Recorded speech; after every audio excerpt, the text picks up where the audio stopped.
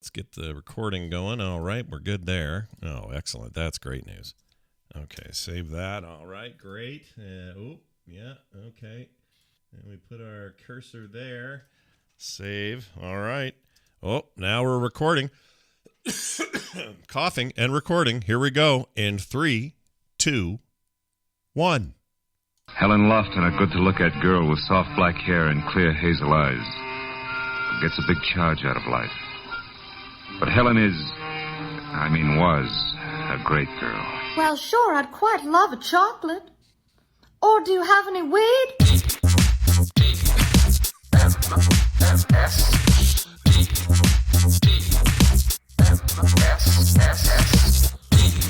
The sensation of Europe, now made in America by Samsonite. This is The Morning Stream with Scott Johnson and Brian Ibbett. Good morning, everybody. Welcome to TMS. It is Thursday, November 4th, 2021. I'm Scott Johnson. He's Brian Ibbett. All of this is correct information. Good. I've got verification on line one. You may now mark it down in your programs with a check mark. Nice. Well, I'm glad I can finally mark that one off. Hey, everybody. What's going on? How are you? It's Thursday. We got stuff. We got a show. We're glad to be here. We hope you are as well. I saved a little something for the top of the show today that I hope will be fun. Okay. You'll be the judge of this. Okay. Whether it's fun or not. Me or all of us as a whole? I think you in particular, and then the rest after, but you in particular. So I got in the mail, and I don't know why. I don't remember ordering this, so I think somebody ordered this for me and didn't leave their name. Okay? Oh, that happens nice. Sometimes. It's a little surprise gift. Yeah, we get the occasional generosity from our Tadpool community. Yeah, so super nice. You never know what you're going to get, and this box says Vansky ultraviolet LED flashlight. Oh wow, okay. Do you think that's what's in there, or do you think it's a ruse? We're going to find out. It's a MacGuffin. Okay. It appears to be a flashlight. Oh yeah, okay. So this is exactly what ultraviolet. It is. Oh, this is so you can. It's like ultraviolet or black light. Like this is gonna be so you can look at. Oh, is that what's going on here? Stains in your hotel room. Oh, it's so you can find like your water leak thing. Oh, that's what it was. Oh, did I order this that day? Free Ranger says you did. Scott didn't order it. He ordered it on the air a few weeks ago to see the water stain. I forgot. I totally forgot. You're right. I did. Oh, what a lovely gift from yourself. From myself, yeah. Oh, damn it. I don't have batteries handy. We could look and see how this looks, but all right. Well, now we know the anonymous giver was me, and and I guess that's look at that. So, look at that. Look at all those LEDs. So, yeah. I guess I could use this to. I wish I could try it here so we could all see what the blue I know, is, so we could see. Yeah, I'll hook it up tomorrow. We'd be able to see what kind of breakfast you spilled on yourself.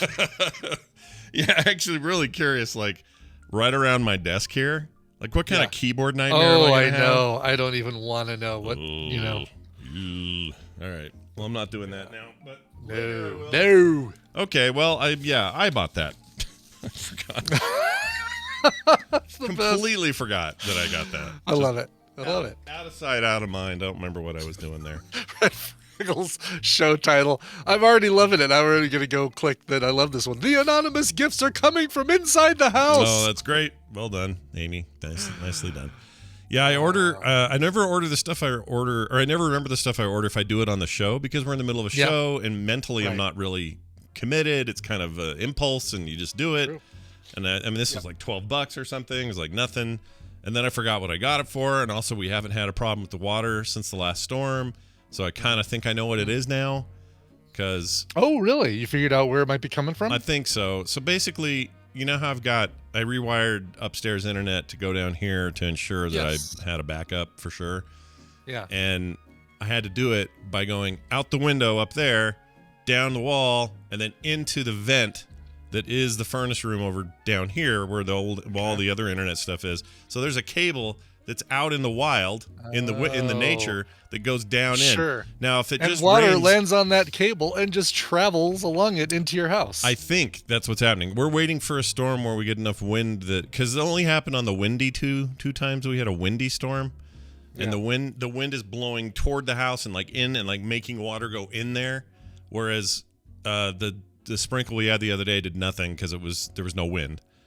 So I think that's what's going on. But then I got, this flashlight. I can go check for, carpet weirdness. So yeah, there you go. Yeah. Cool. And I'll figure out some other fun uses for it. I don't know. I don't know what. Yeah, just don't take it. Just don't take it to Vegas and. Oh hell no! I am never taking a black light, ultraviolet light to Vegas ever. Yeah. I feel like that thing would just like start vibrating in my pocket the minute I got to town. Right? Yeah, exactly. I mean, you basically would need sunglasses as soon as you turn it on in your hotel room. Like, oh, it's so bright from all the. It's bad stuff on the walls. Yeah, I don't want that. So anyway, I bought myself something. I guess that's the weirdest opening segment we've ever done. Good. All right, moving on. We got an email from Nick who wanted to clear something up about the Matt Flanagan thing, although it's Mike, but he's being funny about the Matt part. Hold on. I'm going to give you a link really quick. This Please. is good show content. Please. This is from the TV show CSI, which takes place in Vegas. Right. Jump to about the 40-second mark. 40-second mark. All right. I don't think you're going to hear any Who music playing in this. All right. Good, because we won't get in trouble then. 40 seconds. Hold on. 40, 30. Here we go. Oh, it's a short clip. I got to jump. It is a right short here. clip. All right, I'm jumping ahead. Here we go.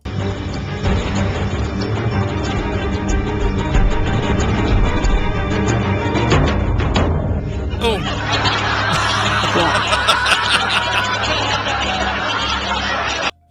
What is this from? I don't think it's from CSI Las Vegas. I think this is from. I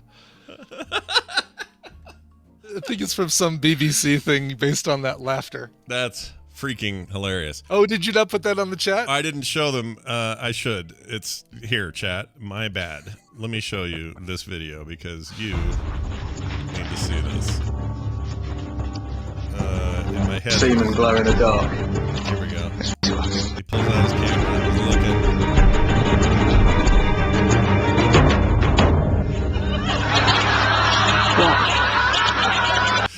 You know what? We got to talk for a second about British laughter. Can we do that? Yeah, right. Well, you know what? It's kind of so much better than the canned laughter you get on older shows from the U.S. Yeah, why is it that it's so... Like, even their new stuff, like that Graham, what's-his-name show where they interview people. Yeah, Graham Norton. Norton. I like Graham Norton. Yeah, I do too. But when the audience laughs, it's a different kind of laugh. It's like I can't explain it. I think it's, number one, it seems like it's louder compared to the microphones they put in audiences in the U.S. Yeah. I could be wrong. Yeah. J.K. Kramer says, U.S. has canned laughter. The U.K. has tinned laughter. I see That's what he funny. did there. Yes. That's great. Thanks, James K. But like it's I wish I had two examples here because like if you hear the MASH one, there's a certain kind of tone to it, and then if you hear one from like an old British comedy of the same era, it's a very different tone of laughter. It's probably a more trebly, like for some reason, like just listening to that one, the laughter sounded a little bit more on the treble side than the bass. It's just, I think, how it's mixed. All right. Well, it's genuine laughter, says Claire Gack. Is that true? Genuine. Oh, really? Oh, I see. Oh, that's so funny, Claire. I see. She didn't even put it in all caps. What's wrong with her today? You not feeling well? didn't. What's going on? Yeah, jeez, I don't know. Wow. No, I shouldn't encourage it now because if you do too many, the robot times are out for 10 seconds or whatever it is. So Right. Hey. No, and we all hate laugh tracks. We like genuine laughter, but the genuine laughter sounds different. Like if you were listening to a bad example is like the Ellen show or something, right? Where she's got an audience and they're laughing. There's a very different sound than Graham Norton, for example. Oh, exactly. Yeah, that's exactly my take, and I don't know why that is. But like like watching Seinfeld and that audience laughter when they're on set, not when they're in a car or something else, because that's all phony baloney. But the audience stuff. They weren't actually in a car. They were still on set, just in a little car. Well, so okay, not bad example then. Like the parking garage one or the. That's a good point because that looked like it was right. That wasn't a set. Yeah, they have plenty of outdoor scenes, and whenever they do those, that's always canned.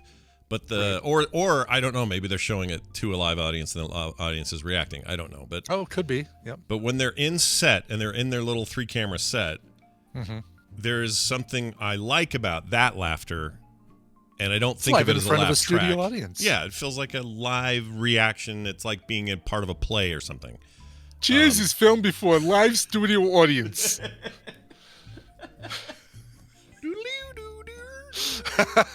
Just like a nice little piano intro for those things. Yeah, right, exactly. Well, anyway, on the issue of Mike Flanagan.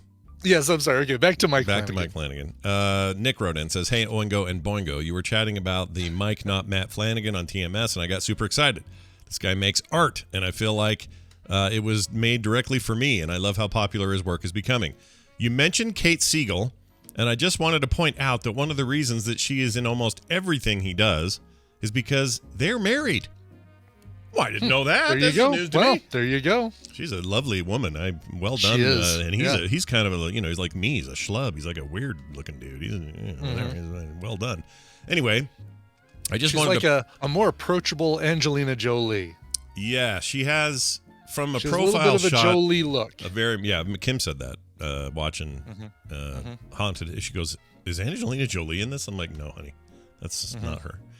Anyway, and I was wanting to point out one of the reasons that she is because they're married, which is cool. They make great stuff together. Oh, and she is fantastic. Then he says, couple recommendations. Flanagan has a movie on Netflix called Hush, which is really intense. It also has a pretty neat midnight mass connection, and the main character writing a book with a sad title. That's weird. Anyway, a scene showing what is written actually contains an actual scene from the show. I think that title shows up in Gerald's Game as well. Is a book on the shelf. There's also check out Dr. Sleep, director's cut if possible. I'm recently rewatching the film Oculus, which is still really good as well. Oh, wow. I didn't realize he did Dr. Sleep. Yeah. I remember there's a movie Hush that I think is a different one, which had Jennifer Jason Leigh in it. This is more of a more recent 2016 thing called Hush. I think this one's 2016. That's what I'm saying. This is the Jennifer Jason Leigh one, late 90s. This one, the Flanagan one is 2016. I've saw Dr. Sleep, but I haven't seen the director's cut. So maybe I need to relook that up. I haven't seen either, and I don't know why. I should watch that. Really enjoyed it. It was a good sequel. Which sounds crazy, right? Like, right. And it must be weird watching Ewan McGregor play who could have been you as a child, Brian. You were almost a child. Right, I know, yeah. I'm trying to remember who's the woman who plays the villain in that, because we've seen her in a lot of stuff recently, or I have anyway. She's great. Meredith Baxter Burney. Definitely not. Rebecca Ferguson. Oh, okay. Yeah, I like her. And we just saw her in Dune as the mom, as Paul's mom. She's great in Dune. She is really good. Yeah, like legit. Lady Jessica Atreides. Yeah, she's intense in that movie. She's very good. In fact, in some way, she stole the show. I'll just say it. I think that Timothée Chalamet kid's good. He's great. He's good. But, he's very good. Yeah. I didn't expect his mom to take the. No, she was in the last two Mission Impossible movies. Yeah, she was the agent that was kind of working with him and kind of against him at the same time. Right, exactly. Yeah, yep. She was good. She was very good. Life, which I don't remember if I've seen or not. That's Ryan Reynolds in space looking at some goofy living thing. Some goofy living thing, creature. Wow, your synopsis. Get over to IMDb before you forget it. And I know. I better quickly write that down as the. I have not seen Life, and I didn't. I remember it kind of came and went, and then. Yeah, it had some bad reviews, and I think we were probably potentially waiting to see if it was sackable. I think is the. Oh well, there's always that. We can always film sack it. Yep. Well, anyways, she also wrote Hush. Kate Siegel did. Kate Siegel did? Yeah. Oh, really? Cool. Yeah, which is cool. I'm going to go watch it. In fact, I hadn't even heard of Hush until last week, and I don't know why. This stuff's all up my alley. I love Gerald's Game. I like everything else he does, so thank you for the heads up, Nick, if that is your real name. J.K. Grammer confirms Life is sackable, and Hush is on Netflix. Nice. Yeah, Hush is on Netflix original, I think. I think it'll always be there. Oh, it is Netflix original. Okay, you just said that. Yeah, I think I did. Up. I think I did. You probably did, and that warrants a red on air light. We haven't had one of those in a while. It's nice to know we can still pull that one up. I know, yes, exactly. Fire up the red light generator. That's right. You don't have to turn on the red on air light. All right, there we go. Real quick here. Oh, I have a comic book recommendation. Ooh, okay. I loved the first issue of a brand new comic that just came out from Tom Taylor, who I have become a gigantic fan of. His work is just freaking awesome. I just love his work. He writes stuff for everybody. He did the all new Wolverine series that I finished and loved. The Deceased series, which is the one where this is basically Marvel Zombies for DC, kind of. He did an amazing job with that. He just did something for Marvel called, what's the date on this? I can't find it. Dang it. All right. Well, there's an amazing new series on Marvel as well that he just finished, but he goes back and forth. He also did that Injustice series for DC, which by all accounts should have been terrible. It's based on a video game. It's based on the comic or the video game. Yeah. Yeah. Right. Nobody thought that was going to be any good, and it's some of my favorite DC stuff ever. Like, it's so good. Loved it to death. Anyway, he's got this brand new series called Dark Nights. Oh shit! Where is it? Dark Nights and White Satin. No. Here it is. Dark Knights of Steel, issue 1. Dark Knights and Rodanthe. With art by Yasmin Putri. The art is amazing. Anyway, it's really great. It's this alternate history take of Clark when Clark's parents shove the baby in the rocket and send him off before Krypton blows up. Yeah. Instead, this take is they all got in the rocket, and she hasn't even had the baby yet. She's still pregnant. So alternate history. They get in the rocket together. So you got Jor-El, Lady L, and then Mrs. L. Yeah, and then just enough room for the two of them. They land somewhere in this like medieval but fantasy-based like realm. So Earth, but Earth, but magic. Ago. It's got magic, and it's like gotcha. Okay, Lord of the Rings-ish, but there's castles and all this shit. So they crash there. A bunch of dudes on horses try to kill him. Jor-El wipes them all out with his eyeballs, and then becomes king. Because he's too powerful no one else can, fight the guy. J.C. Calhoun says DC's version of Marvel 1602. Yeah, right. Very much so. Series. Okay, very much so. I didn't even think about that. Yes, it's. I think it's set early. If it's in an actual timeline, it's set earlier. But it's also it's got like just straight up magic in it. But the magic comes in the form of characters like Banshee, and the Green Lantern is called the Green Man, and everyone's afraid of him, and he's kind of the villain of the story. Batman, Bruce Wayne, is like the top knight of the realm, and is sworn to protect the king and his family no matter what. He's got a bunch of Robins working for him, but it's all done in this like story. It's great. It's so good. I loved it. So I guess what I'm saying is there's only a single issue out so far. Totally worth the $1.36 or whatever it is. It's brand spanking new. Cool. Yeah, and it's great. So a little recommendation. And then whatever the thing he just did for Marvel, like I cannot think of the name of it, but he just did it. Mm-hmm. It was real good. Like a bit like his take on the DC thing where they were all fighting each other in Injustice. It's a little like that. Right. Not just the retread of things like Civil War, but. Well, let's mention it to Steven. Maybe he can remember what the name of that one was. Yeah, maybe I could have names of things in my recommendations when I bring them up on the show. What was the people want to know the Dark Knight? Dark Knight of Rising. The Dark Knights of Steel. That's it. Dark Knight of Steel. Dark Knights of Steel. Okay. Yeah, Knights is in plural. So there you go. Dark Knights of Steel. And the art is really nice. It's very nice. Cool. Jasmine. Cool. Yasmin, I think is how you say it. All right, I have a recommendation. Don't bet on the Packers this weekend. Oh, yeah. You don't think? When do they play? What's the date? I think they play Sunday, and It just came out yesterday that Aaron Rodgers, tested positive for COVID. Oh, no. Yes. Yeah. And there's question that he may have lied about getting the COVID vaccine. And how they can test for that to see if Can they now that he has COVID? I thought there was, well, I don't know. How do those antibody tests work? Do those do anything? Yeah, that I don't know. I mean, and Benjamin 006 says, but he said he was immunized. And that's funny because they said, hey, have you gotten the COVID vaccine? He says, yeah, I've been immunized. Which could in his be little press conference. And it, Yeah. It sounds like he didn't Columbo might have asked a few follow-up questions. Pardon me, Mr. Aaron Rodgers. Pardon me. I've got some questions.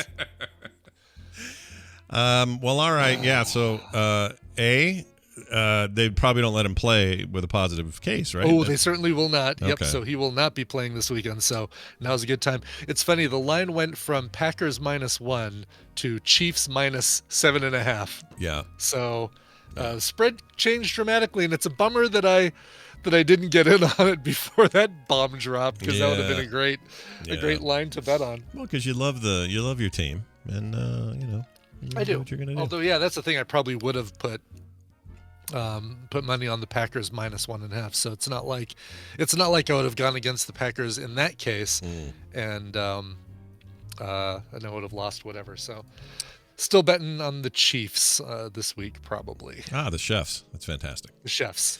Great googly moogly. Googly moogly. Man, that commercial really stuck with us, didn't it? It really did, yeah. Of all the commercials we've ever seen for Super Bowls, that one just stays. True. It's crazy. Yeah, it's true. It's like of the we remember a lot of the older ones, the Apple 1984 business and some of the other things like that. But as far as newer ones, I think that's the one that I think of most, or that I remember most. Gold standard. From the recents, yeah. That weird kissing, the nerd kissing the swimsuit model. Oh yeah, that was I weird. can't even remember what that was for. GoDaddy? Was it GoDaddy? GoDaddy they were known for shocking, trying to be irreverent, and exactly. Which is pretty dumb considering what they actually are. Yes, exactly. Pretty dumb. I heard Christina Swanson got hospitalized. She's like she's on a ventilator. Oh no! She's super anti. Actress Christy Swanson, Buffy the Vampire Slayer, Christy Swanson. Yeah, super anti-vax, super. Wow! All that. And now she's on a vent. So I don't want her to die or anything. No, of course not. Yeah, there we go. Oh, geez. Yeah, it looks like she's in Jersey. Well, you just kind of hope that this. That this makes some people who follow her and were doing what she says say, oh, maybe I will go get that vaccine. Mm-hmm. Seems like maybe. Christy Swanson Diced Tomato is not in Ferris Bueller, is she? Or was she? Say again, who? Ferris Bueller? I don't remember her being in she was in there, yeah. Who'd she play?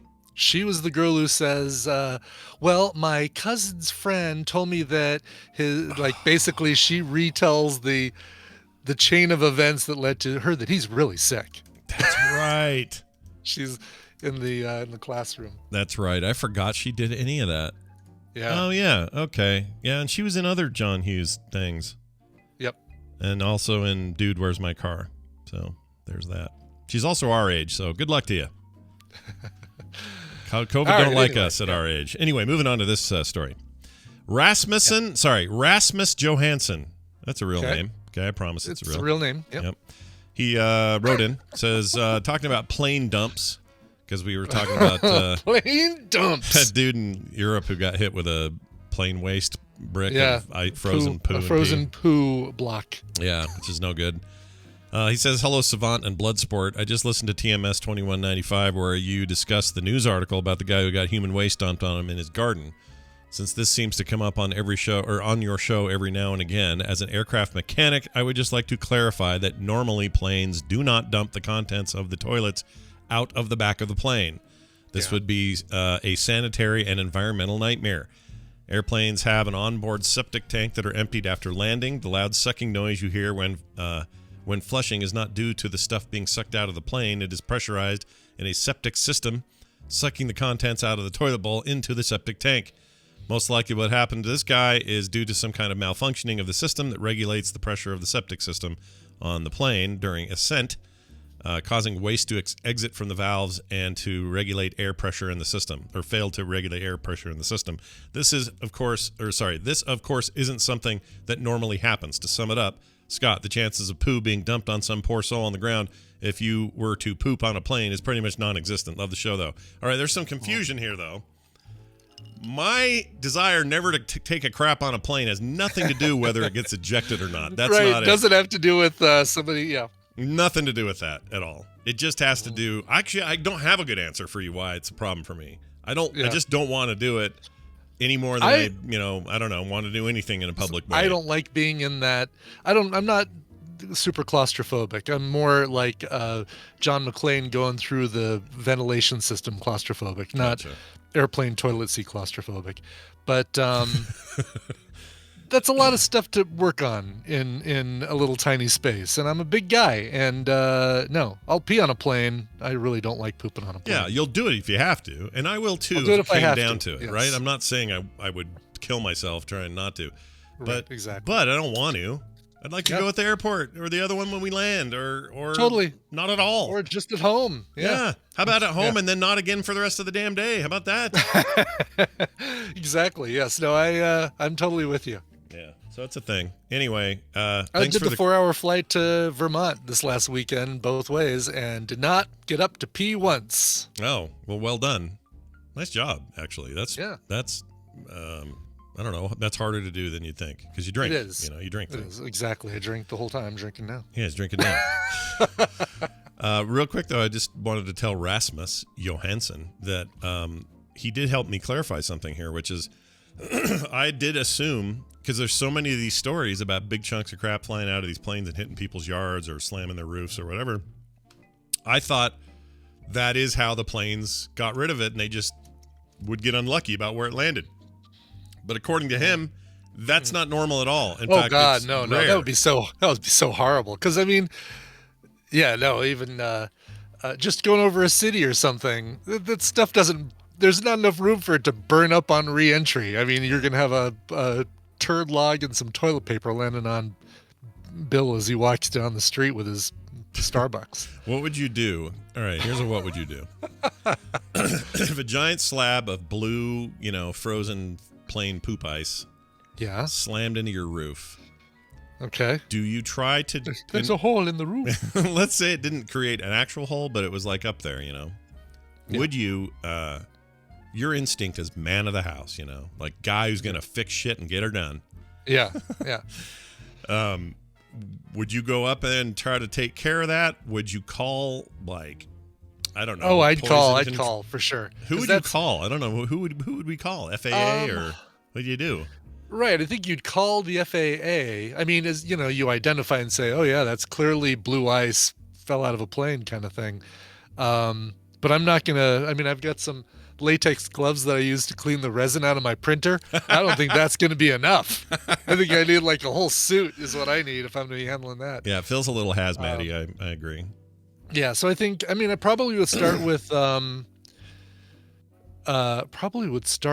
the local police and say, "Hey, do you guys know who I call? A big chunk of ice just fell on my roof." And they probably would say, "Oh, I don't know. Yeah, probably call the FAA."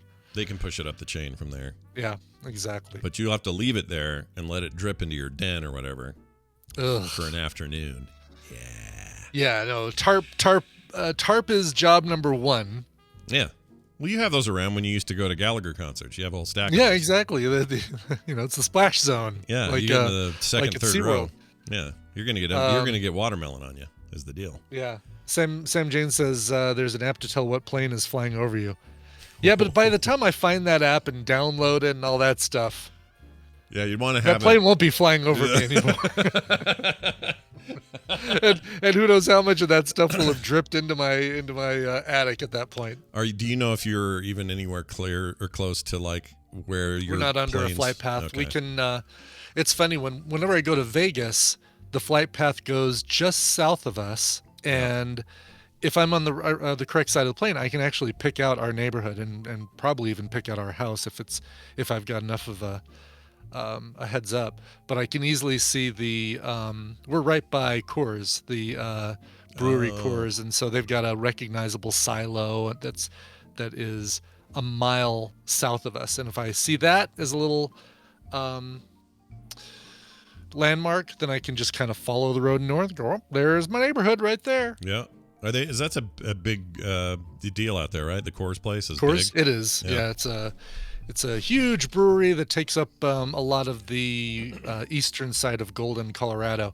And if you come to Colorado and you go to Golden, you can take the Coors beer tour. Although I wonder if they're still doing it during the pandemic. It on the scale of 0 to the Guinness tour, it's about a 2. The Guinness tour is the best beer tour I've ever seen. Not that I've been on a lot of beer tours, but it's like Willy Wonka, the Guinness tour. It was fantastic. That's awesome. Didn't Mike used to, or Matt used to work at who am I thinking of? Oh yeah, no, Old Man Frank's. Oh, Old Man Frank's, that's right. Coors. Yes. Yeah, he worked at Coors. He's not there now. He's somewhere else. No, right, exactly. Yes, he's still in Denver, I believe. Right? Yeah, I think so. Him and his cute little kids. Since we've kind of all stopped playing WoW together, I don't talk to those people as much anymore. I don't know how Tetsemi and Ro and you'd have to go play a little Final Fantasy 14 to find out. That's where everyone is right now. Right? Is that the deal? Is that where I'll find Ro? Everybody's playing it. Ro started a new podcast about it. He's like shifted. Oh, wow. Okay. Like think of all the stuff he used to do around the WoW space. Now just turn him do slightly to the left Final and you go, Fantasy. oh, it's all Final Fantasy now. Okay. Gotcha. Even Garrett's playing. I can't believe Garrett's playing. He hates anime stuff. Well, I shouldn't say that. He doesn't hate anime stuff. But he used to tell me about, I'll never play that game. It's still not my jam. Can't do it. And now he's in it. So all right. Is it like raid teams and stuff like that, or is it still mostly a solo bunch of that. campaign adventure kind of thing? It's basically all those WoW trappings are in there. Mm-hmm. So there's raiding and there's all that. It's a different kind of rating. Like the focus isn't on how hard can we make this and then have levels to let's do mythic. It's not like that. It's more like let's get a giant group together and fight a thing. It's actually probably way more your speed if I'm honest. Oh, but there's no Mac client, so oh well, screw that. Is there there's a PS5 client on consoles? Yeah, that's what I was going to ask. Okay, so it's on consoles still. It is, all although right. I don't think it's crossplay. I could be wrong on that. I'm not sure it lets you play with the PC people or not, but might be. Okay. Anyway, well, thank you for that. Thank you for that interlude of you bet. Gaming. Just everybody I know right now is in there while I knock out quests and Elder Scrolls Online. I don't know what's wrong with me. Nice. All right, moving on. Let's get to our emails, or not our emails, our news. Well, what did we just do? Yeah, what did we even just do? All right, here's this.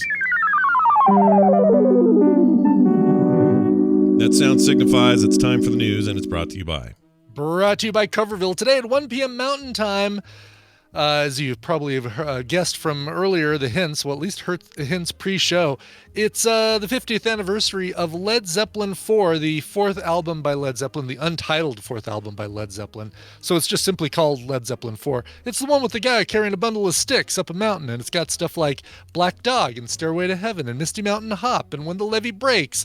And you're going to hear covers of each and every one of those songs on today's show, and I do it just like we're playing an album. I only interrupt during the middle of the album to flip it over, and that's what it's all about. So check it out today, twitch.tv/Coverville, 1 p.m. Mountain Time, Led Zeppelin 4. Yeah, look at him carrying those sticks, chat room. I got a little picture up for him there.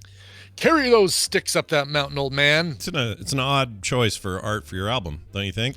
It is, yeah. Yeah, I mean, it works now because we all look back and go, oh, yeah, that's cool, that album or whatever, but...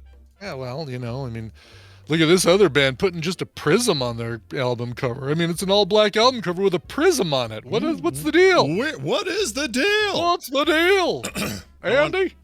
I would love to do a legit somebody's actual album cover. I would love to do it. Oh. No one ever asks. Well, I mean, you've done 3, 4 Andrew Allen album covers? Yeah, those count, right? Yes, they absolutely count. I know. I don't think of you it that way because playing keyboards on one of them. Well, it's because I know everybody involved. I feel like that didn't come up in my head. You want to be, you basically want somebody kind of not out of the blue, but like, let's get this guy Scott Johnson to do our album cover as opposed to it's just even some indie band. I know a talented artist that would be great for this. It's Scott Johnson. Yeah, so. or it would be fun. Let me do the next Eddie the Beast there. Iron Maiden. There you go. Yeah, let me do my take on that guy. Oh, would you do it? And you would do it you'd have to do it in your style. Yeah, right? but I'd probably go a little more like, I don't know if you saw that recent Wastelander stuff I did, but it'd probably be a little more. Absolutely did. A little lot more realism to it. Yeah. Mm-hmm. Stylized, but, not too cartoony. Sure. Anyway, we'll see. All right. Cool. Here is your news for the day. It's important stuff. I'm glad you're all here for the news. You got to stay informed. Glad you've all joined us for the news, which will commence. Being informed is, if you want to be a good citizen, first thing you do, get informed. All right? That's what I'm saying. Here's the first news story. Parents warned to look out for cannabis during the Halloween weekend. Oh, no. Oh, especially in states like yours where it's legal to sell that stuff, and so therefore easier to move around or whatever. It's less that the cannabis is hidden in the candy. It's that somebody accidentally has given out their gummy bears as opposed to the gummy bears they bought for trick-or-treaters. Oh, yeah. I wonder how many times it's just a mistake, right? Like they just screwed up. Because that could happen, I would assume. Yeah, you remember those things that are like Snookers and Skittles or something like that, where it's like it's got cannabis in it and the wrapper looks kind of like wacky packages, kind of looks like the real thing that it's supposed to be, but it's the cannabis version. Yeah. Well, apparently this is a thing. So this is an Illinois thing, but an Illinois attorney's office, the Illinois attorney's office, general's office, issued a warning last week to be extra careful about which treats end up in your child's hands for Halloween. There could be a cannabis edible lookalike, like Brian was just describing, that will impart more than just sugar high. The potentially illicit cannabis edibles, which mimic everything from Flamin' Hot Cheetos to Skittles. Flamin' Hot Cheetos with cannabis? Flamin' Pot Cheetos. Flamin' Pot Cheetos! That's the better name. Maybe that's what they use. I don't know, yeah. That's really good. These are sold online, may contain high concentrations of THC, the main psychoactive element in marijuana. You can buy those online from who? I don't know. That doesn't seem legal, does it? No. Hold on. No, I wonder if they do some sort of positioning, right? Like a thing to see if you're in a state that allows it. Oh, maybe. Well, let's find out. Oh, look at this. Okay. It's funny. So many people in chat are like, no one is handing these out for candy because it's so expensive. I argue, if they're high, they might. They might. And also, okay, this proves Brian's point, and I'm going to put this on the video, and I'm also going to give it to you in our Discord. In our Discord? Okay. This is the Flamin' Hot Cheetos bag, which, unless you're really paying attention, that looks like legit Cheetos. Yeah, it totally does. Chester on it, who, as we know, is a cheetah. Yeah. What's but they call it Cheetos? They called it Cheetos. It's hard to tell with the Medibles. The wrinkle in the bag. Is it Cheetos? It might be a slight weird font thing that they're doing, but yeah, all the little pot leaves on the bag and Medibles and stuff like that. And chat room, you say, I feel like that's fake. I'm getting this off of this weed store that sells it. I can add this to cart and buy them. Yeah. 500 milligrams of THC in these Cheetos. Cheetos Cheesy Yummy Edibles package with 600 milligrams of THC in every package, even though above it says 500. Now I'm starting to worry. These are special kind of Doritos. Here's the thing. I mean, this is the stuff you eat when you're already high. What happens, right? I also think somebody, the Cheetos. Somebody may have written this when they were high. Let me read to you what this says. Okay, so Brian, the listing says Cheetos, 500 milligrams THC. Now, the description says $20. That's kind of expensive. It is. It says Cheetos Cheesy Yummy Edibles chips. Cheesy Yummy Edibles chips packed with 600 milligrams of THC in every package. And this is where it gets weird. There are with 20% more THC since we had the bag done. Then this says, these are the special kind of Doritos. Wait a minute. They're not even Doritos. Extreme potency. Recommended dosage is to start with just 1 or 2 tortilla chips. Again, these aren't tortilla chips. Yeah. And then wait 20 to 30 minutes to see how it affects you. Well, or are they, right? Like, they might not be doing the cheese. Oh, no, the picture on the front shows little cheese puffs. Yeah, I think this. Yeah. I think they did a little copy and paste. What would a guy who's high do? He'd copy and paste, right? That's what. He'd copy and paste and say, "Well, Cheetos, Doritos, whatever, man." I mean, these guys have a ton of let's see here. This is called GoogleWeed.com. Really, that's their company name? Yeah, they're like their company. Wow, I mean, they're just name. like, let's throw caution to the wind and see how many cease and desists we can all get at once. No kidding. I'm trying to see here. Yeah, Google Weed. The first thing you get is a page that says, "Welcome to Google Weed. Are you 19 and over?" Yeah. You can't. I'm not both. I think there's a translation issue. Yeah. Okay, there's a listing here called M&M Peanut. 600 milligrams of THC. Ooh, it's all very expensive. Jeez. Yeah. Okay. Well, you know what? Chat room's right. No one's going to spend $23 on an M&M package that's full of weed-infused M&Ms and then go, well, I'm putting that in there for a kid just to take it. They're not going to do it. No, I'm sure, but I'm sure like they wouldn't do it on purpose. I'm just saying if they're high enough, they could easily make that distinction. Oh yeah, look at these. Like they've just replaced the "and" between the M&Ms with an N, so it's M&Ms. Yeah, and they must be but offshore. Everything else, I mean, they must be in an offshore kind of situation where nobody can sue them or something. Who knows? Yeah. Because they'll say Cheetos on that bag, I swear. Right, Mike and Ike's. What does that have an N in it as well? No, I can't tell what's different about it. Mike and Ike's were always pot infused. I believe these Twizzlers. All right, I'm putting a link to these Twizzlers in here. Oh, let's see. Let's see some Twizzler action. Hot Twizzler action. Yeah, it's. Oh yeah, look at that. Oh, I can't tell the difference. Twizzler. No, minis. There's nothing on the front of this. Oh, like a little tiny 600 milligrams bag in the bottom left, or a milligrams logo on the bottom left corner. But there's nothing else. Strawberry watermelon, strawberry lemonade, artificially flavored, blah blah blah. There's no way to tell. No, except that you spend a ton of money on it, and hopefully you don't give that to a kid at the door. Right? Exactly. Cold Cash Baby is right. If they're high enough cover rule, they aren't answering the door. Listen, they're probably smart enough to say, this stuff, don't buy the stuff don't buy the Halloween candy that looks like the stuff that we just got from the dispensary. Yeah. Yeah. The ones because they'd have the wherewithal at that point before they start smoking all the stuff they got at the dispensary. The edibles I saw, either California or maybe it was Vegas, I don't remember. It may have been my last BlizzCon because by then California was legal and everybody had edibles out there. But the way they looked is they all looked like little hex-based coins. So like a gummy but cut into like a hexagon of some sort. Like a honeycomb kind of shape. Yeah, there you go. And I assumed the reason for that was so you could cut them symmetrically if you were going to portion them. Like if you only were going to take half, you'd know what point to cut and get an exact half. Yeah, like Pirate's Gold. There you go, Sam James. It was like that. So all this idea that there's a Cheeto full of pot, that's just insane sounding to me. I don't know why. Yeah. And listen, as someone who doesn't partake, the people in the chat room probably know better than me that even if you're high, you know how much you've spent on all that stuff. So yeah, I guess so.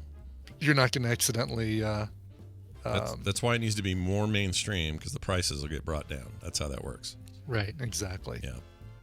All right. Moving on to this story. Astronauts in space. Oh, no. Steve Buscemi. Let's do this story. Oh, yeah. Cool. Steve Buscemi dressed up as his fellow kids meme for Halloween. And Hi, fellow kids. And he passed out candy at Park Slope there in New York. It's pretty awesome. It's the easiest Halloween costume, right? Because he's just basically wearing like a hoodie and holding a skateboard. And yep. He's actually looking... I hesitate to say this, but Steve Buscemi, one of the weirdest looking dudes in Hollywood... Mm-hmm. I think he looks cooler the older he gets. Yeah. There's something happening to him where age is improving. for sure. His weirdness. But anyway, there he is, getting pictures done, handing out candy, got the hat turned backwards. It's just like his little meme. He's even wearing the shirt where it says classic lightning bolt band that he wears in the meme. Well, and Elvis Costello's with him for some of this. Oh, I didn't see that. Yeah. Oh, yeah. Yeah, there he is. I don't know what kind of... Let's see. Elvis Costello, Steve Buscemi giving kids a Halloween crawl. That's awesome. How cool would that be? It's funny. That picture does not show Elvis Costello, though. Oh, that's not him in the leather jacket? Maybe it's the second. Let me look at another picture, because the one I jumped to. Oh, yeah, that's him in the leather jacket. Yep. Yeah. And he's going... Yeah, the other picture from that... what is up with that leather jacket, Elvis Costello? Dude. I mean... Man. Yeah, what army do you belong to? Because, wow. It ain't Oliver's. No. You think he's Veronica? That's on his mind right now. That's what he's doing. Yeah, that's singing. Exactly. Yes. Okay. Oh yeah, look at his little chain. Got little chains between. Chains dangling from it, and looks like skeleton arms on the sleeve, on the shoulders, maybe on the. Looks like an expensive neighborhood in New York. Yeah. Is my guess. Yes, I would think so. Yeah. Is there such a thing as an expensive One of the neighborhood? nicer boroughs, although they're saying Park Slope. Yeah, where is that? Is that in Brooklyn? Is it a Brooklyn deal? I don't know. Well, anyway, Steve Buscemi showing us how to be real, man. Real. Yes. Yeah, he shot himself in the face and made himself a meme. Well done. Oh, it's Greenwich Village, maybe? I don't know. I don't know where Park Slope is. I don't know nothing about nothing. I don't know. Yeah, Kissy Bears confirms it's Brooklyn. Brooklyn, the gentrification capital of the world, is what that is. All right, finally, astronauts grew some chili in space and made tacos. Gruesome green chilies. They grew them in space. Yes, that's right. The astronauts aboard the International Space Station had the pleasure of dining on space tacos last week. Tacos topped with green chili that was actually grown in space as part of NASA's Plant Habitat 04 investigation. Scientists began growing chili in the Hatch. It's a growing Hatch Chile, rather. Hatch Chile, yeah. Oops. Escape Hatch Chile. Escape Hatch Chile. Don't push that button. Anyway, a type of pepper found in New Mexico's Hatch Valley, aboard the ISS in July, in an effort to understand more about the plant microbe interactions that would happen there. Astronauts have grown other crops, such as lettuce and radishes, in space before, but peppers are a more difficult grow in space because they take a relatively long time to germinate and bear fruit. Trying to remember when I was growing, because I was growing jalapenos and stuff here in the house using the Aero Garden, and for whatever reason I'm remembering that tomatoes and peppers, you had to grow the plants in pairs because they have to cross pollinate. Like the tomato plants pollinate each other's. I see. But like you basically have to go in and shake the plants as they start growing because you want the pollen. Is it pollen? Would it be pollen? Anyway, I guess from the flowers to go to the other plant. Because that's what happens in nature, grow. And if you have to reproduce that, you have to fake it, right? Is the idea? Right, exactly. Yeah. Well, look at him and looking at his little space microwave looking thing, and was it Tuesday? I hope it was Tuesday. But every day is Tuesday on the ISS. It's always that day. I've noticed something about space. Okay, this is just a final everything thought. Looks like current 3D printer technology. It does. No glossy surfaces. It's all just exposed cables. It is. It's weird, and also cable management is apparently not a priority for for space. Yeah, twist ties are light. You can carry twist ties up on the shuttles with you, right? And kind of manage those cables. Space is weird, man. You never know what you're gonna get in space. Except now, I guess you can get a taco up there. All right, that's going to do it for today's news. We're going to take a break. When we come back, my sister Wendy will be here. We're going to discuss abandonment issues. Ooh. Oh, interesting. Okay. Yes, have any of you been abandoned? Well, stick around, because we're going to talk about the origins of that, why it feels bad, and what you can do about it. Coming up here. I've lost my boy. I've lost my child. Oh, he's right here. I have a great story like that I will save for later, possibly. If great. Okay. Good Fantastic. Context. We'll find out. All right, Brian, we need to play a song, though, before she gets here. So what do you have? Sure. I've got a new song from Harvey Sutherland. Harvey Sutherland has released a brand new single, along with a new video that looks like it's straight out of the 70s. If you're a fan of EDM, but maybe older sounding EDM like Kraftwerk and that sort of thing. You're going to love this. This is French, although there's no lyrics or anything. He's actually from Melbourne, Australia. The song is called Jouissance. As I looked it up and had the YouTube lady pronounce it for me. Available now, Jouissance on House Anxiety by Harvey Sutherland. Hey, look, Matthews, you don't mind me sticking my 2 cents in this, do you? It'll do me a lot of good. No, I don't mind. Which ones, Mother Teresa?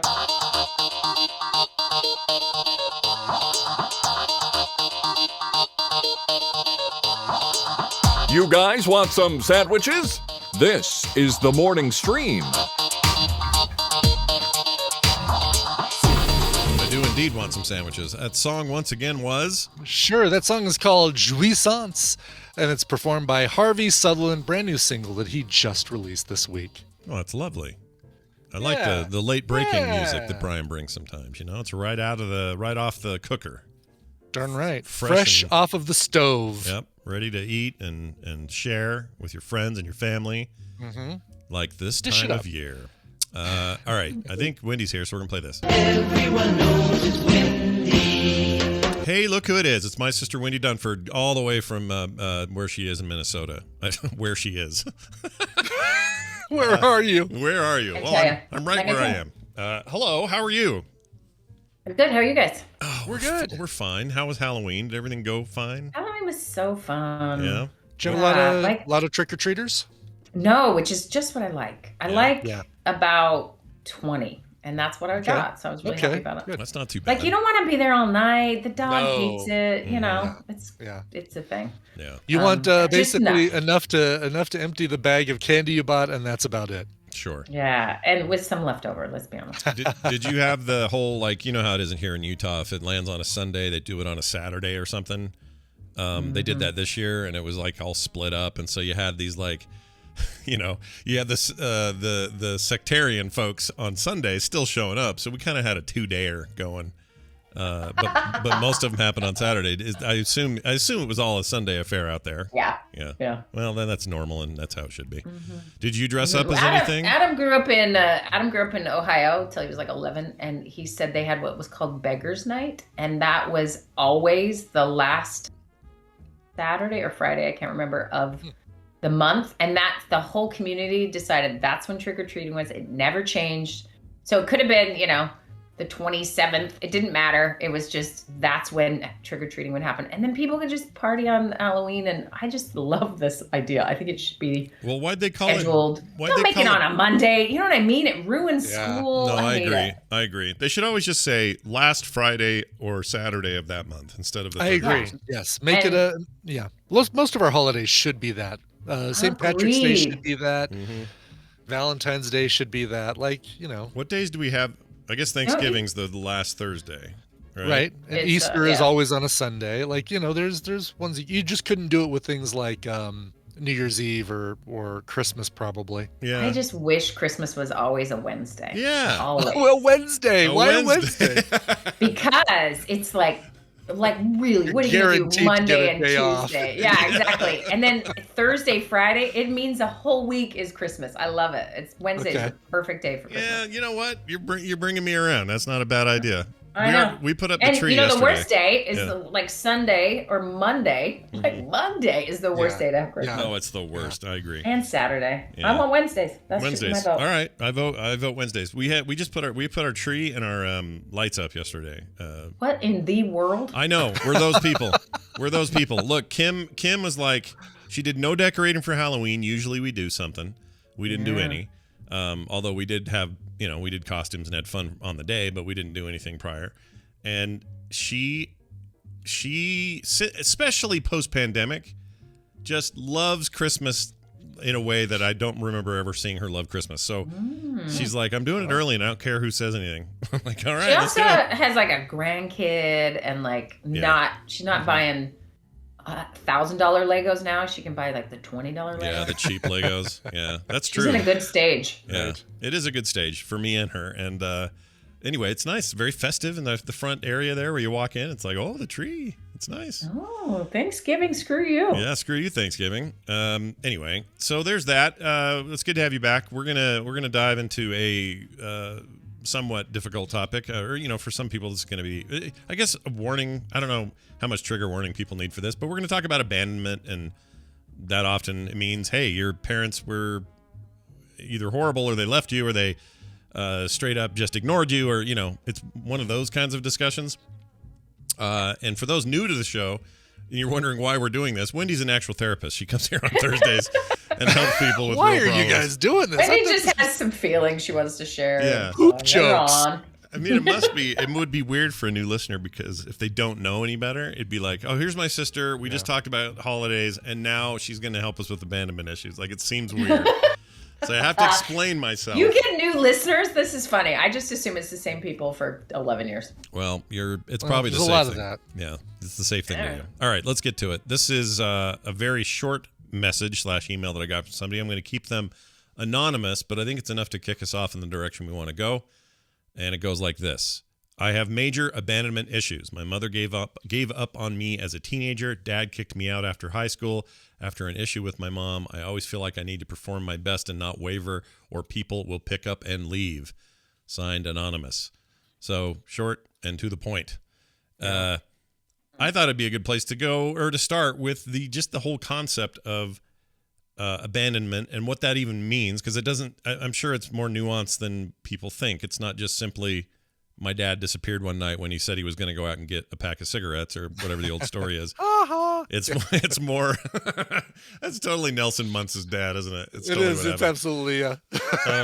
But there's more to it than that, and sometimes abandonment can happen, and you'll still live there till you're 18, but they've just given up on you, or don't. You kind of wish you had never happened, or whatever.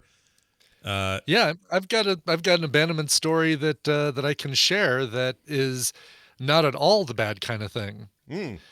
Share it. What is it? Tristan was in elementary school. We were here living in the house we're in now, and it was about 2003, 2004. So Tristan maybe was about 6, maybe 5 or 6. Mm-hmm. And he was old enough to go to the bus stop himself, obviously. But we would pick him up after school, and or he'd take the bus from school over to a kinder care, and he'd hang out there until we were off of work, because at that point I was still working in an office in Boulder.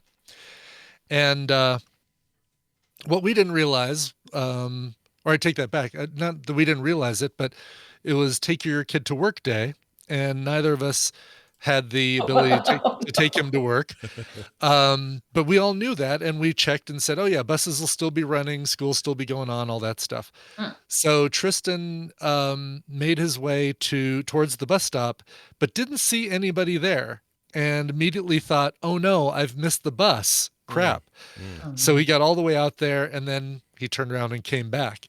Well, we, by that point, both of us had left for work. And so he was here at the house. He basically sat on the porch swing, or back porch swing. He was kind of going to wait it out, I guess, for a while, and ate his lunch at 7 o'clock in the morning, because he didn't have anything else to do. Oh, and he's locked out, right? Like he's locked out. There's no way to get in the house. And for whatever reason, he didn't go to the neighbors. Neighbors would have been happy to help him out, get a hold of us, whatever. Then he decided he was going to take it upon himself to walk the mile to kinder care himself, and cross a very busy street in the process of doing that. Oh, man. And so he did that. He got there. They called us. I left work immediately, went down, picked him up, and hung out with him. But for a long time after that, he had some fear of abandonment issues. Oh, interesting. That really stuck with him then. For a few years after that, and it was difficult to kind of get past that. Like, Tina and I'd always need to be around him. He was less likely to do things independently if it took him further away from us. So, we had to walk him to the bus stop for a few months after that, for example. Things like that. So yeah, I can absolutely relate to abandonment issues that aren't triggered by a parent just leaving or neglecting their child. This was a completely honest mistake that just was the perfect storm of bad things all happening at once. It's like Home Alone without the nutty hijinks, basically. Right, exactly. Yes, exactly. And without the distracted mom not counting the correct number of kids. Yeah. Right. So that's interesting. I A, never knew that, but B, hadn't really considered the impact something like that would have, and imagine how much worse it would be if you just didn't care about your kid and you just dumped them somewhere. Carry through. Yeah. So it's a perfect example of like the basic fundamental process that happens, that it's not about intent at all, right? Mm-hmm. So that's a great example because it shows just one time and how long it takes to get over it, because it is really biological. So I'm going to go through the explanation of what happens to us when this type of thing happens, and then we'll extrapolate to this person who is, I mean, in very significant ways, his parents have said, we're done with you, or, those type of things. And so obviously that's going to be different. It's going to, in its intensity and other things. But so that story is a really great one because you're a kid, you're living your life, you walk to the bus stop because, you've gained this amount of independence. There's feeling good about it. The fact that he would go back to the house, he's making kid decisions. He's 5. He's like, nobody's there. I'm going to go eat my sandwich. What are my other options?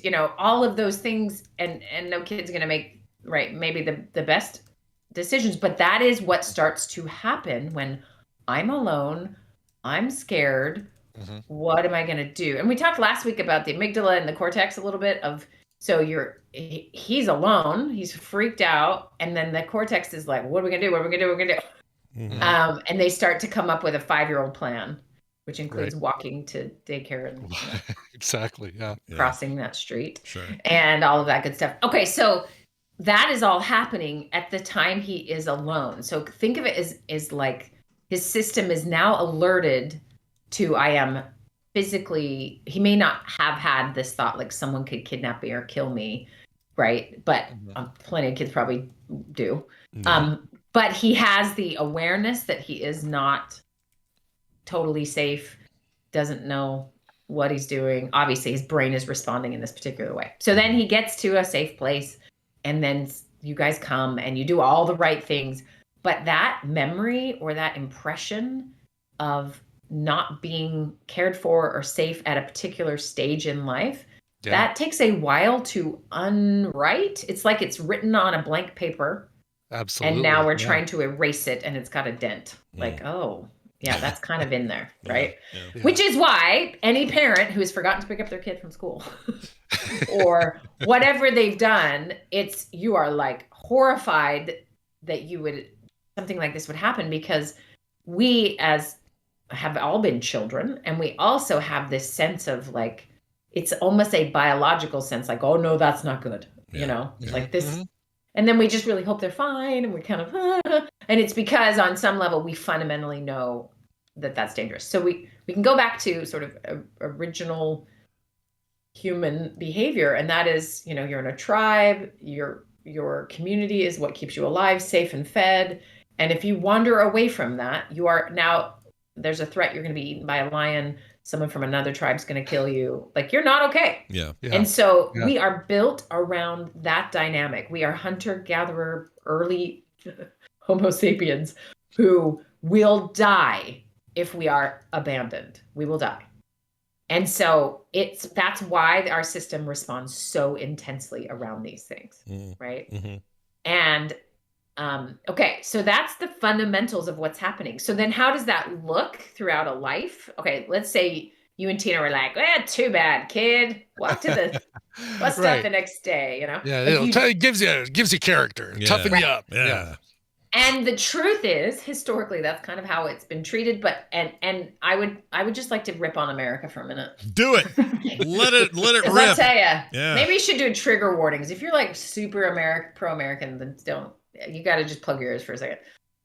We are, as a nation, so bad with trauma. We cannot handle it. Listen to the way we talk about stuff. We're like, we're gonna, I don't know, just the rhetoric of like, it's all fight and tough and war and like, I don't know, beat this whenever anything hard happens. Like, rub some dirt in it, sort of attitude. Put butter on it and quit your whining. Like, that is very built into our ethos. And wait a minute, did you just say rub some butter on it and keep what? What do you butter? What's the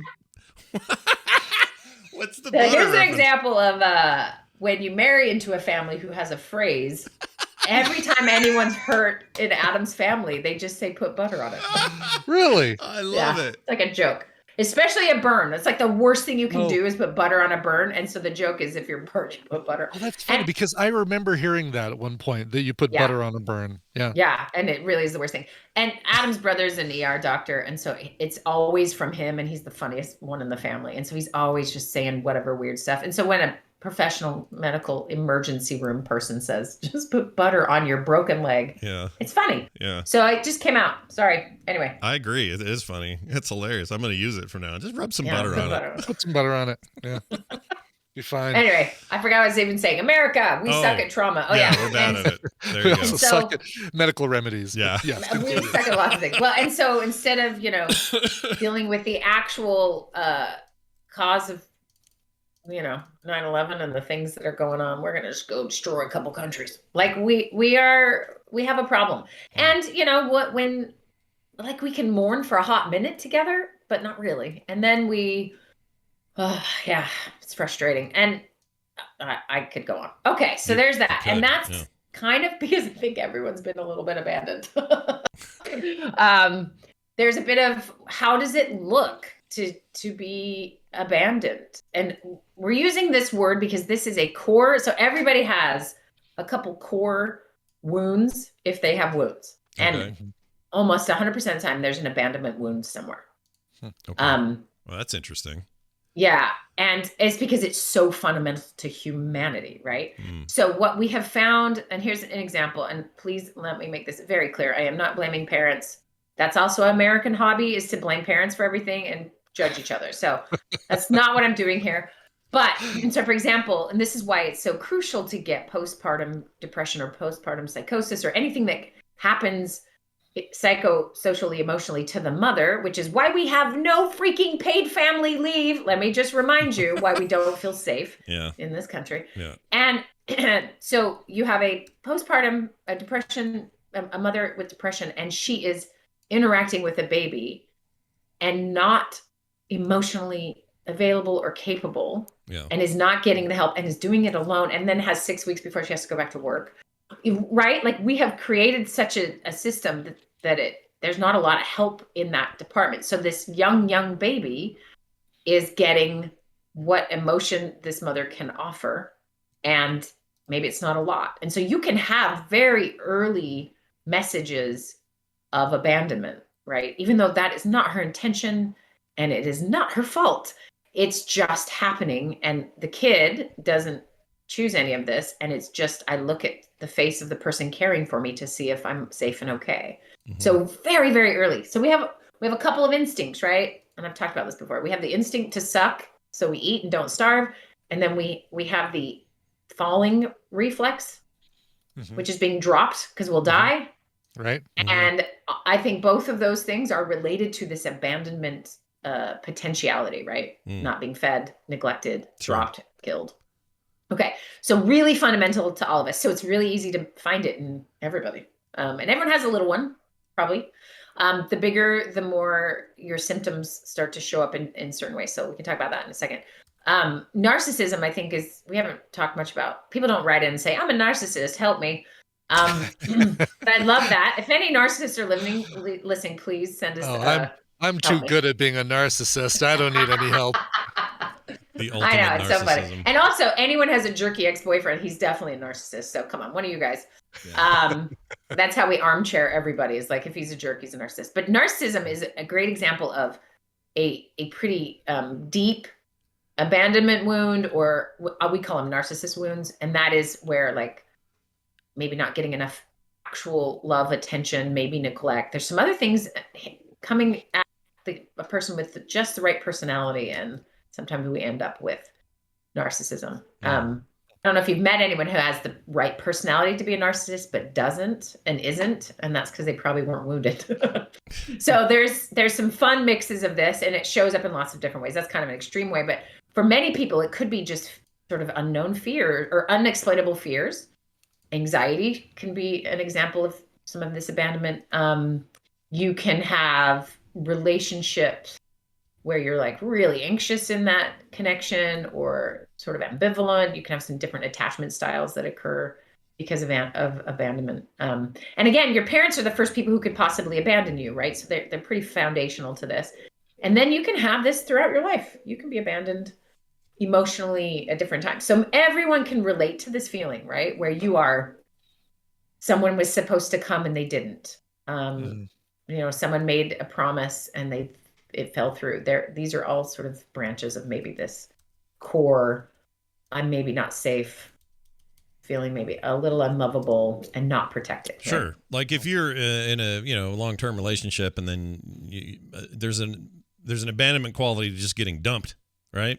Like that's the same sort of thing. And if you come to the table, I guess this is where maybe this is all headed. If you come to that table with the feeling that, oh no, I'll probably get dumped here too, that's when things get to be a problem, where you think everything is going to abandon you. Like no trust. You start yeah.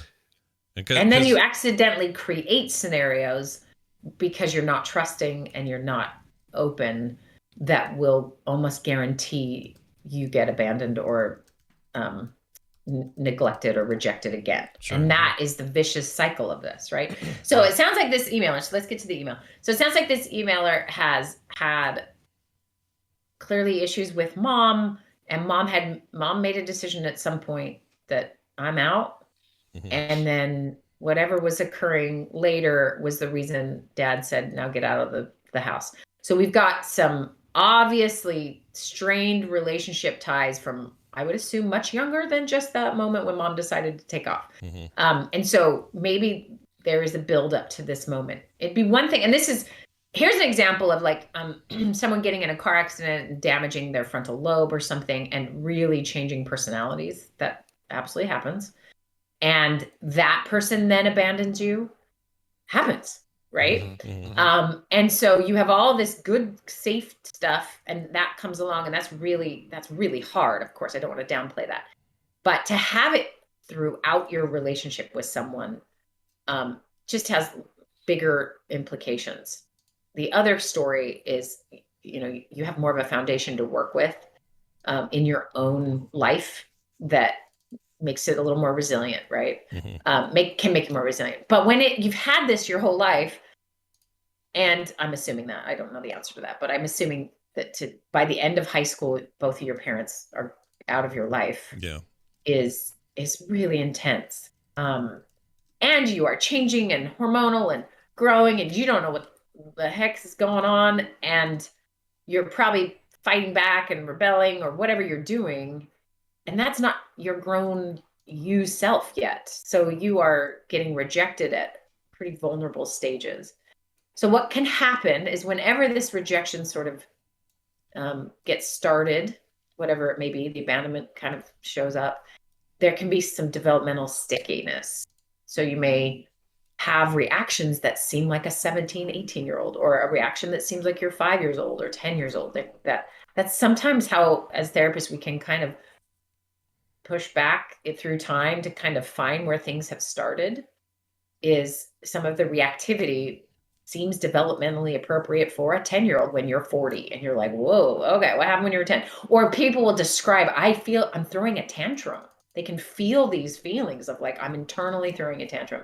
So sometimes it's like a little roadmap to the ages where some of this stuff might have occurred, because there's some stickiness that happens when you have this type of wound or pain at a certain stage. So this person is living life. I'm making up stuff now because I don't know. Okay. But I'm assuming they're living their life and have a job and getting a paycheck and maybe have some relationships. And I'm assuming throughout their relationships, there's sort of landmines. They feel that they're dancing around that represent potential rejection or potential abandonment. So it could be that my boss is always mad at me, or it could be, so like in my field, like I say something to someone that, you know, sometimes I'm saying things that are hard to hear, and that person might just be like, okay, bye. And then like our next session, we got to process it through. But you imagine I got a week to sit with how they responded to a thing that I said. Yeah. And I could just be like, oh, you know, like you could see where all of that I'm so afraid would show up in my work. And so for you guys, it might be that you don't produce a thing that everybody loves and, oh no, no one's going to pay you now, or, you know, or whatever it might be. So whatever this person's life is like, I can imagine there are facets of it that have been wrapped around. There are landmines I have to avoid. And then if I accidentally trip any of them, I'm so afraid someone will take off. What's the difference between this and like imposter syndrome? Are they kind of rooted? You can see sort of the overlap, and sometimes imposter syndrome will be absolutely related to this. And this is why parsing everything back to, I mean, this I don't know what this makes me, an existentialist, a fundamentalist. Those are not the right words. But just like a originalist. Ooh, I'm making up all the words. Yeah, look at you. This is great. Yeah. Where I feel like these very core innate needs of humans, as the more I work with humans, the more they really boil down to abandonment, lovability, and oh no, I'm forgetting the third one. Oh, worthiness, which they're really intertwined, right? So when I work with anyone, their wounds usually relate to, am I good enough? Am I lovable? Am I worthy? And, you know, if there's abandonment, then those are always up for grabs, right? Because who tells you you're lovable and worthy? Well, the person looking in your face for the first time before you have language. Who's telling you you're lovable and worthy? The teacher who is either helping you or yelling at you, you know? So you have all these faces in your life that tell you if you're good enough and okay enough based on how they're reacting to you, which is a rough measuring stick because everyone's got stuff going on, you know? But it does create sort of patterns and creates sort of a sense of yourself.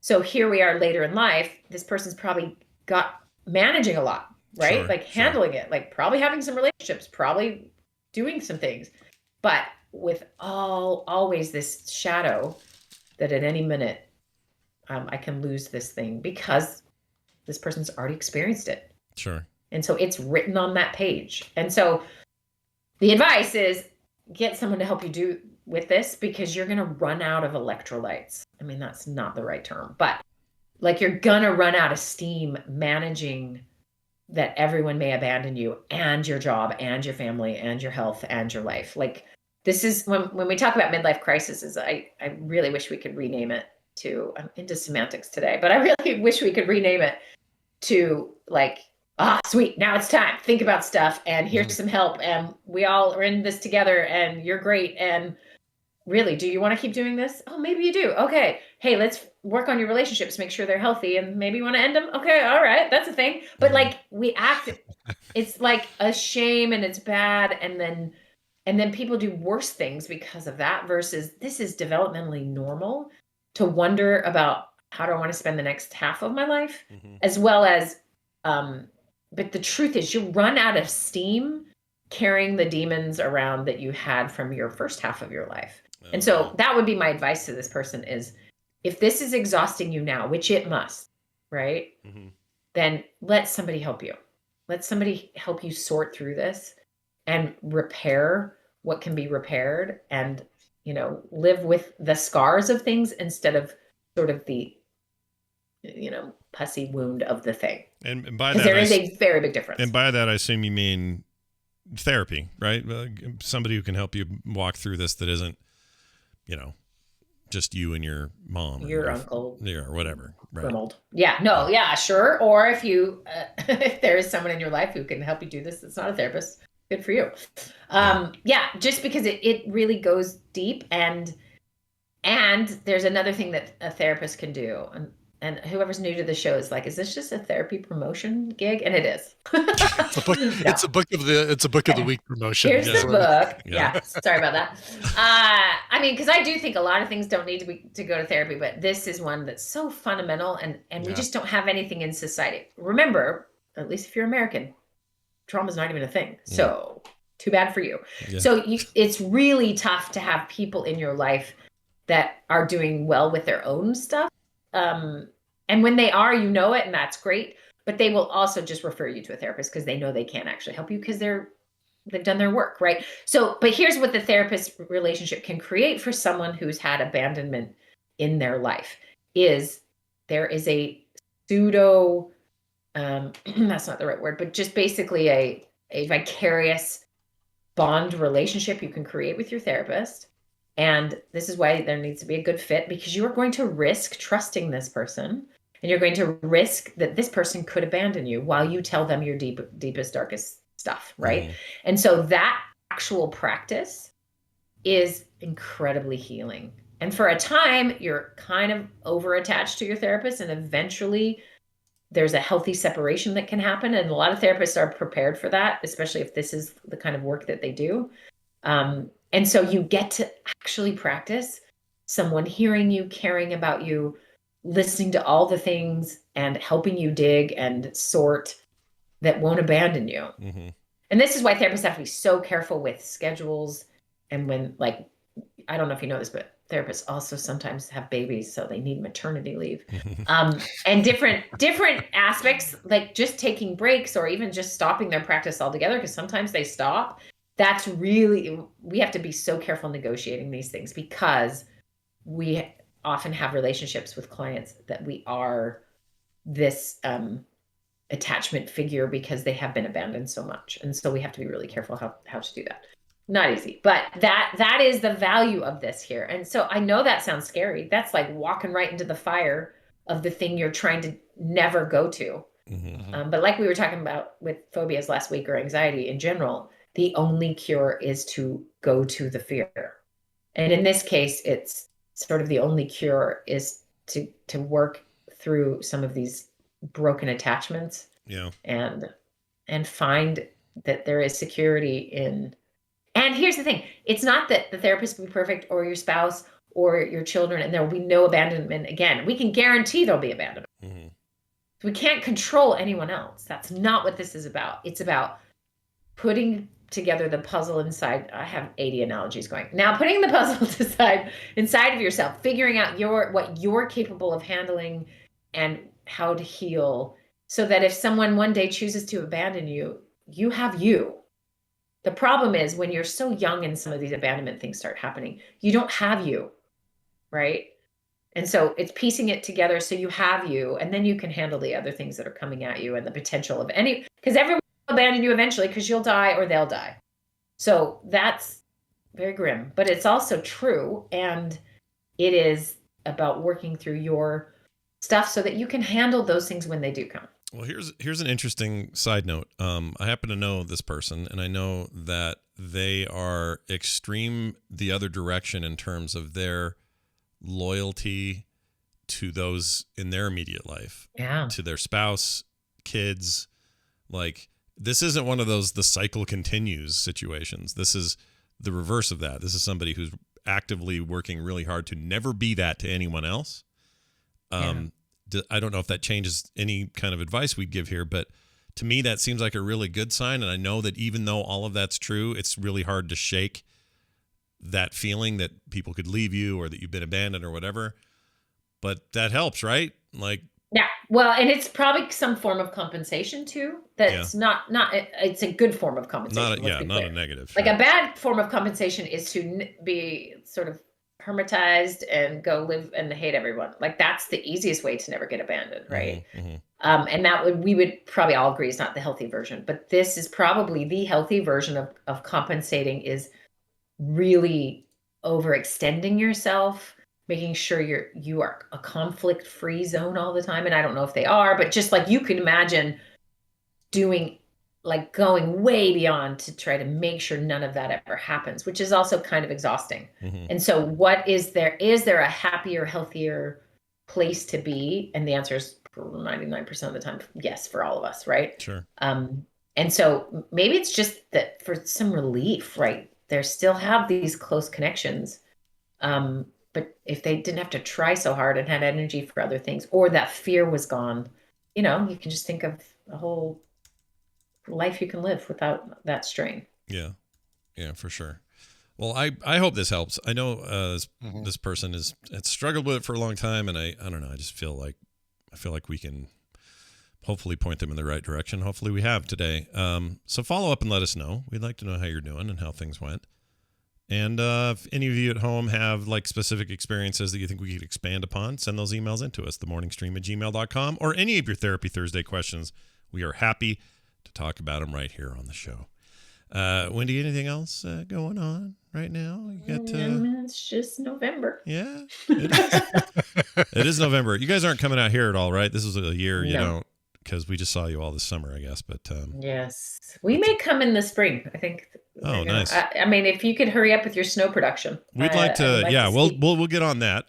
We'd I mean, whatever. There's some meteorologists here locally that think that we're on our way to becoming a tropical zone. Well, it's like supposed to be 66 or 70 degrees today here in Colorado. So people didn't get the memo that it's November. Yeah, and supposedly everything east of the Rockies is supposed to be having a cold front, but yet there's Brian having a nice balmy day. We're doing okay. Like I don't know, man. It's weird. Well, let me say this: it has been for sure the hottest October on record here, and every day I keep thinking, like, am I in Utah? It feels like this should be. I mean, we're now at like 50 degrees, which is. This is pretty warm for us. Yeah, it is for that part of the country. It's freaky. country. And just not, I mean, we've had rain once in the last 4 weeks. Yeah. It's not normal. Like, we're in a drought here too. So I don't know. It's weird. It's all going down. Well, if you come here, but I have great. heard Duluth, Minnesota is a great place to locate for climate change, because it's just like, it'll just be pleasant. Really?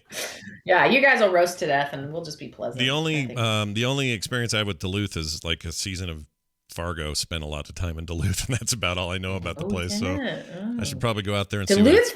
Duluth. If you want to just see Sweden in America, go to Duluth. Duluth, it has such similar, really? Even the architecture, and then like the rocks and the water and the temperature it's really similar. It's all Swedish immigrants, though, right? Like that whole area. Oh yeah, they all came and went. Oh yeah, this is home. See ya. Yeah. And then they were like, "It's not cold. It's not cold enough. We're going back." Nah, it's cold enough. That's hilarious. All right. Well. Anyway, November. Swimming any day in November. Name the song. Come on. Wake me up when September ends. Nope. Swimming every day in November. November. Yeah, you can. Hey, November. You know what it is? What? It's Death Cab for Cutie, not Death Cab for Cutie. It's Fall Out Boy. Those are the two I get confused all the time. Maybe it's Death Cab for Cutie. No, it's not the Shins. It's not. Who is it? I don't know. Somebody in the chat room, help me. You can swim any day in November. Nobody's day in nobody's. November. Oh my gosh! Someone Google it for the love. Wendy a song called Sweater Weather. Wait, what was it? That's a good one though. What was it, Brian? What'd you say? Oh, there was a song called Sweater Weather, and I'm wondering if that sounds like it could be lyrics from that. But here, real quick, my husband and my son would be mortified that I attempted to make a musical reference because I'm so bad at it. Oh, I found it. I'm going to take it back. I found service. it. Yeah, Postal Service. That's who it is. Oh my gosh, how embarrassing. Oh, well, there you go. I mean, that's your Death Cab for Cutie connection, right? Because Thank you. I knew. Yes. And also, don't tell my family. They will be not allowed to be on the show again. Wendy's knowledge of like college alternative has now been challenged. It's been weakened, and we're going to have to let Adam know. So yes, please do. I'm failing at it. I'll okay. Well, thanks, guys. Yeah. Hopefully no one gets abandoned until next week. No, don't get abandoned, everybody. And Wendy, have a great week, and we'll see you next time with more hard-hitting something. Bye now. Okay. All right. Well, there you go. That was good stuff. I hope the person who I know is in the chat even today is got something out of that. I know I did. So. Yeah, for sure. All right, Brian. I know Tristan listens to the show too, so hopefully further confirmation that it was all a mistake, Tristan. We didn't mean to. Right, exactly. We didn't mean to. We didn't mean to abandon you. My the story I didn't tell was the only place I ever got close to this was in a mall with my daughter Taylor, and she was like his age, like 5 years old or something. Mm-hmm. And we're in a department store of some sort, and I'm thinking, okay, well, she's right here, so I'm good to be like flipping through these clothes and looking at stuff. And I turn away for a second. I look back, and she is gone, just like poof, nowhere. Oh God. Okay. Parents' worst nightmare. Like for sure. Yeah. What am I gonna do? Did someone take her? Who do I talk to? Like, what do I do? And I start panicking. I start freaking out. And I'm like, I'm gonna go talk to the manager and figure this out. And I was there alone with her, and then I hear this voice from inside one of the clothes things going, tee-hee-hee, tee-hee-hee. Yeah. One of those. Is it one of the circular ones? Yes. Which are perfectly house a hiding child, you know? Yes. So I go digging in there, and of course she's in there laughing her head off. I was so mad because I felt like I had done the worst possible parental turn your head the wrong moment thing, and she thought it was hilarious because she's a kid. She doesn't know. Of course. Yes. But exactly. Anyway, so she's fine. I'm the one who's freaked out now. All right. Hey, a reminder, tomorrow at 2 p.m., we are doing the play date that we put off because of trips and stuff and internet outages and all of that. We're finally back to it. So we're going to finally crack open the 8th edition of the Jackbox Party Set and play some of those games. We keep hearing Job's amazing. So Job. We got to still do the Drawful Animate, whatever. Yep, whatever that's called. And all that. So that's tomorrow at 2 p.m. Mountain Time right here at frogpants.tv. And Brian and I will be there, of course, with probably Monica will hang out and be she's part of that tomorrow, right? I hope. I think so. Yeah, she's got 2 weddings to go to this weekend, but or this month, but hopefully this one doesn't fall into conflict. Yep, should be good. So I'm really looking forward to that. I hope you guys are as well. That's tomorrow 2 p.m.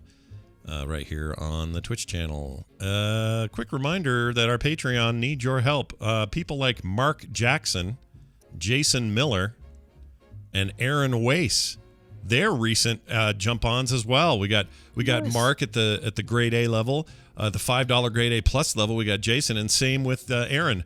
Amazing folks. You can be like them and be a supporter of the show on a monthly basis and take huge advantage of us. Like, imagine $1 a month and how stupid we must be. We've mentioned this before, but really think about how dumb Brian and I were when we set this up. Don't be a slacker. Be a backer. Be a backer, not a slacker.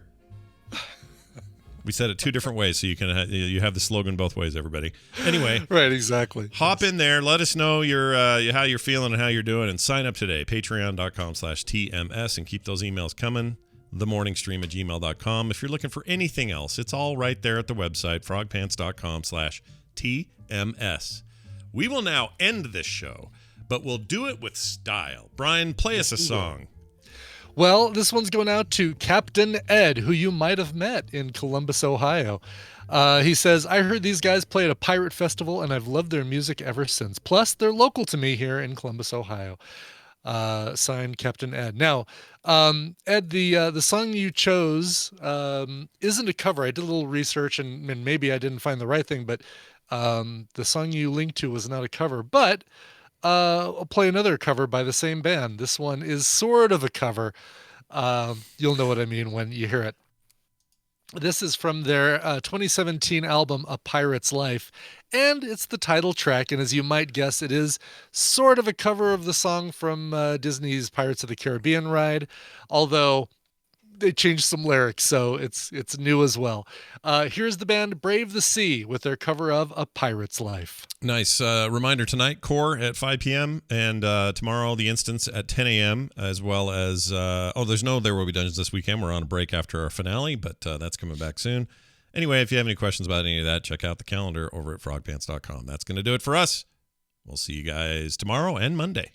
This show is part of the Frog Pants Network. Frog Pants Network. Get more shows like this at frogpants.com. Dead meat. Ooh, that was Mr. T. Oh, okay. I pity that fool. Yeah, I pity him as well.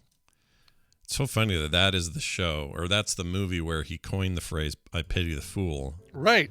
But he never said it anywhere else, but we all think it was the A-Team, yeah. Yeah, and we all think it's A-Team, but it's not. Totally. Even the A-Team movie his knuckles had the tattoo, pity fool. Pity fool, yes. Yeah. It's like, you guys, it's from Rocky 3, man. Right. All right. Gruesome Space Chili, I'm putting in here because I feel like it has to be the show title, Gruesome Space Chili. Oh, it's very good. Yes. I also want to draw it. But you got to see it to appreciate it. You got to see it to believe it. Dark Nights in White Satin. Flaming Pot Cheetos. I like that one. Hot Twizzler action. Rub some butter on it. We might get a rubbing butter on it with Wendy and more. Oh, that's weird. Oh, I bet there is, yeah. That'd be weird, though, wouldn't it, to say that? It's a little weird. Well, yeah, actually would. It sounds looby. Mm-hmm. Mm-hmm. I'll pee on a plane. Yeah, that's fine. Let's see. Blue frozen plain. No, I don't like that. I like yours better. Mike and Ike were always stoned. That's right. That's good. Frog pants. You don't have to turn on the red on air light. That's all you're getting. I'm not highlighting because I don't want to sing it twice. No, but you did, and the patrons are glad that you did. They're glad. Yes, they get that. Some goofy living thing. Starring Ryan Reynolds. Jor-El and Lady L. I couldn't think of her name. It's not Martha, but it's whatever his mom's name was. A turd log and some toilet paper. Nice. Escape Hatch Chile. That's good. Happy Halloween, fellow kids. That's good. And Therapy Thursdays with Wendy, an actual therapist. That's good. We need one more. Let's see. Did I order this? Technically two more. We need two more because Wendy's took up one. Yeah, Wendy's, yeah. Let's see. TMS is recorded in front of a live Tadpool audience. There you go. I like it. I like what you've done with the place. Good. All right. Gruesome Space Chili, Captain Kipper, well done. Yep. It's very good. You have chosen wisely. Okay. Export. The dog is sleep barking. Uh-oh. I love when dogs do that. Yeah. Unless I'm asleep, I'd prefer not to do that in the room. Well, yeah. Nobody wants that. All right, here we go. Copy and paste these bad boys. We are off to the reading races. Reading races. It's in a book. Okay, let's see. Wendy, we did in the therapy. Okay, there we go. That's the one, and we put that here.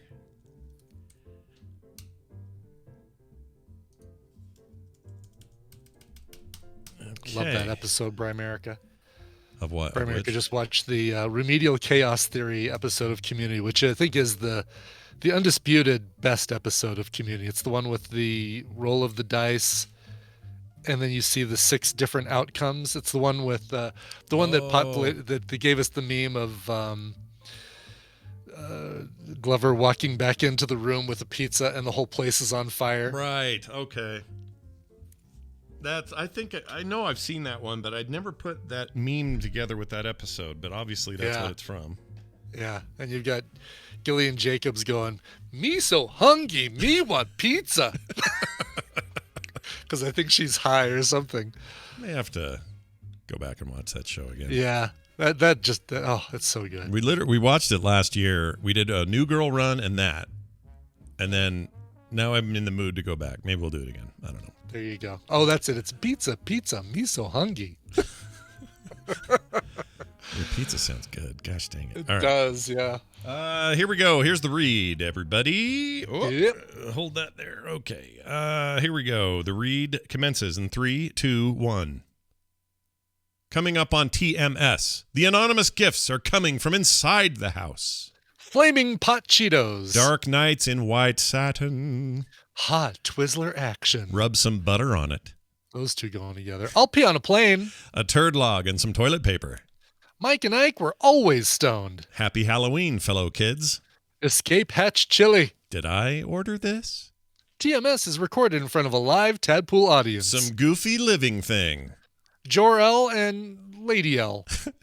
Therapy Thursday with Wendy, an actual therapist, and more on this episode of The Morning Stream.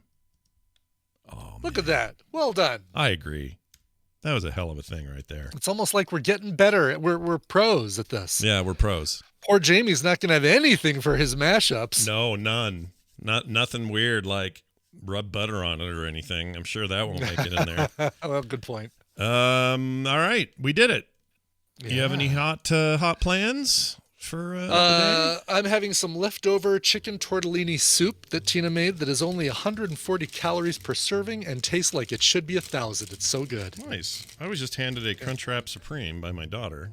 Oh, look at that. I don't know. Definitely not 140 calories per serving. No, it is not. But I wish I had a daughter handing me a Crunchwrap Supreme because I'd much rather eat that.